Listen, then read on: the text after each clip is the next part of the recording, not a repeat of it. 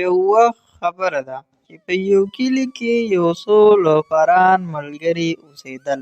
د هغو سره یو بوډا هم و چې هغه به د خلکو لوټ کولو کې د دوی مدد کولو. دوی به د ښار نه راتلونکي مسافران لوټ کول او هغه سامان به بیا په ځان تقسیمو. یوه ورځ دوی خپل ښکار ته ولاړې چې په دې کې یو کس بیزه روانه کړي او د دوی مخې له راشي. خیر ورجانه، بیزه خو ستا ډېره تندرسته ده، خرڅوي یې که نه؟ وروره دا خو ما ښار ته بیې لا ووستې وه خو ښه قیمت پرې رانغی. زه اوس مایوسه دغه شان کور ته راواپس شومه. ارې وروره په دې کې د مایوس کېدو څه ضرورت دی، موږ یو که نه؟ دا به ستا نه موږ په ډېر ښه قیمت واخلو. د دې خبرې اورېدو سره دغه کس ډېر زیات خوشحاله شو. ډېر ښه وروره، تا خو زما مسله حل کړه. 20,000 روپۍ راکړه او بیزه واخله. نه بهجانه، 20,000 روپۍ ډېرې زیاتې دي. دا کوم بزرګ چې راغی دی نه ستا پېژندونکی دی او نه زما. په ده به بیه وکړو چې ده څه ووایي هماغه به وکړو. ټیک ده وروره، داسې به وکړو د درېیمګړي چې څه ووایي هم په هغې به عمل کوو. ټیک ده بچیه، تاسو په ما قیمت لګوئ خو چې کوم ما ووایي نو بیا به په هغې عمل کوئ. بالکل باباجي، زه قسم خورم چې تا څه ووایي زه به هم درته هغومره روپۍ ورکوم. ټیک ده باباجي، عمل به پرې کوو چې تا څه ووایي هماغه به کېږي، خو بس تاسو ښه فیصله وکړئ. یاره بچیه، ستا دې ویدې ته چې زه ګورم څه کمزورې شان ده، داسې چل وکړه چې دا ته دله په 500 روپۍ ورکړه، دا به د دې مناسب قیمت وي. دا څنګه باباجي، دا خو د 20,000 روپیو ویزه ده، دا زه دله په 500 روپۍ څنګه ورکړم؟ د ځانه پوخ مرغه وه، موږ فیصله کړې وه چې باباجي څه ووایي هماغه به کېږي. همدغه کس د ځان سره حیران پریشان شي او هغه وله 500 روپۍ ورکړي او دغه بیزه تیپوزي. باباجي په یو طرف لاړ شي او هغه په بل.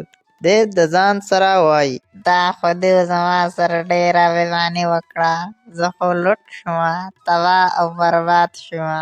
بیا دغه کس خپل کور طرف ته روان شي او ببرک دلې هغه بیزه خپل کور ته به وستې وي. واه باباجي، تا کم د کمال اکټینګ وکړو، دا کس په موږ څه شک هم رانغی.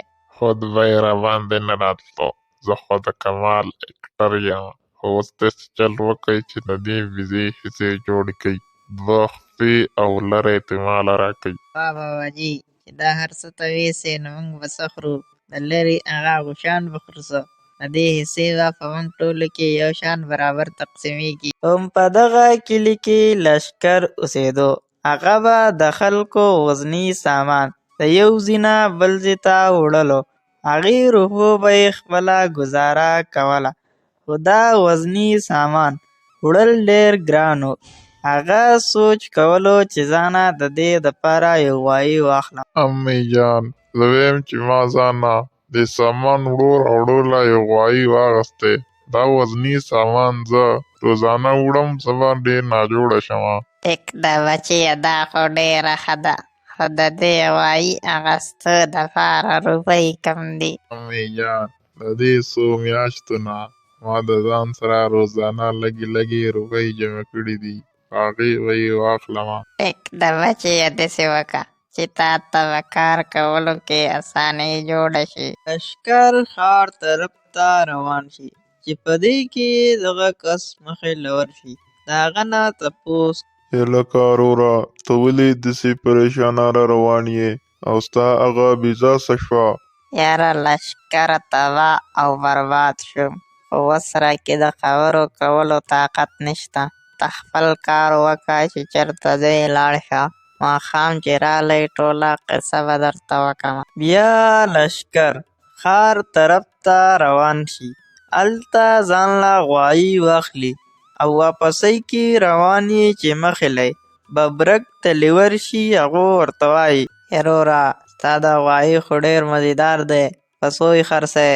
نه وایي، دا ما خرڅ لا نه دی اخیستی، دا ما ځان له کار کولو لا اغستی دی. زه پې د یو ځای نه بل ځای ته سامان وړمه. نه وروره، دا ته په منګه راخرڅ کا. دا زموږ ډېر زیات خوښ شوی دی، ته به ځان له بل داسې واخلې. لښکر د ځان سره سوچ کوي، که دا چېرته په ښه قیمت خرڅ شي او د لاسه ګټه وکړي، نو دی به ځان له بل واخلي. د دې د وجې هغه ته ښه وکړي. ټیک ته وایي وارې، د دې څه قیمت دی؟ یاره وروره، دا خو ما اوس په دې ټک باندې په 50,000 واخیستو، خو که تاسو ما له 1,000-2,000 د کړاو راکئ نو ښه به شي. نه وروره، 50,000 ډېرې زیاتې دي، خو دغه بابا را روان دی. دی نه ستا پېژندونکی دی او نه زما دی. په ده به بیه ولګوو چې ده څه ووایي نو هم هغه به کوو. په دې کې دغه بابا راشي او هغه ورته هغه زړه خبره وکړي چې ما څه ووایي نو دواړه به یې منئ او دوی دواړه ورته ښه وکړي. یاره بچیه، دا غوایي خو د شکل نه تندرست ښکاري، خو نور د عمر نه بوډا دی. نو د دې قیمت به دغه 1,000 روپۍ ټیک وي، د دې نه ګران نه دی. خو او بابا، دا خو تا ډېر لږ قیمت ولګو. د 50,000 روپو غوایي زه په 1,000 روپۍ نشم ورکولی. نه وروره، موږ د اول نه فیصله کړې وه چې بابا څه ووایي نو دواړه به هغه خبره منو. دغه شان هغو لښکر ته 1,000 روپۍ ورکړي او غوایي ترې بوځي.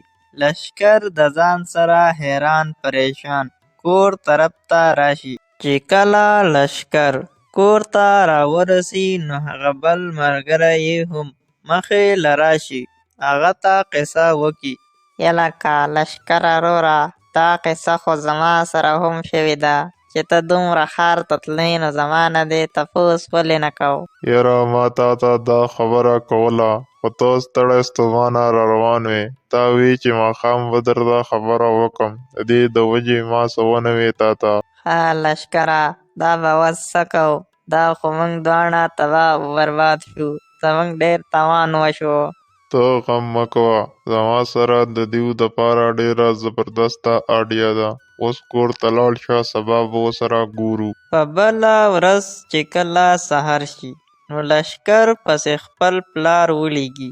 هغه د روپو صندوق راغستی روان یې او د ببرک تلځای ته ورسي. د هغو نه تپوس کوي. یا بچیه، زه د بل ښار نه راغلی یم. زه څاروي اخلم دلته نږدې چېرته سمنډایي خو به نه وي. د دې خبرې سره ببرک ډېر زیات خوشحاله شي چې په دې باباجي به زه اوس خپل دا څاروي په ګران قیمت خرڅ کړم. باباجي، ته ډېر صحیح ځای ته راغلی. تا لا اوس منډایي ته تلو ته حاجت نشته. دلته زموږ سره څاروي شته چې ته دا اخلې، په ډېر ښه قیمت به یې درته درکړو. ټیک ده بچیه، د دې څه قیمت دی؟ یاره باباجي، د دې دواړو موږ 15,00,000 روپۍ قیمت وایو، خو ته چونکې د لرې ځای نه راغلی نو تاله به یې په 4,00,000 درکړو. د لښکر پلار ورته ښه وکړي، څاروي ترې بوځي او د روپو بیګ ورته ورکړي. چې کله ببرک تلي، لږ ساعت بعد بیګ کولاو کړي نو ګوري چې د هغې په سر لږې روپۍ دي او لاندې ته یې ګټې پرتې دي. دغه شان ببرک تلي ته د هغو د غلط کار غلطه نتیجه میلاوي.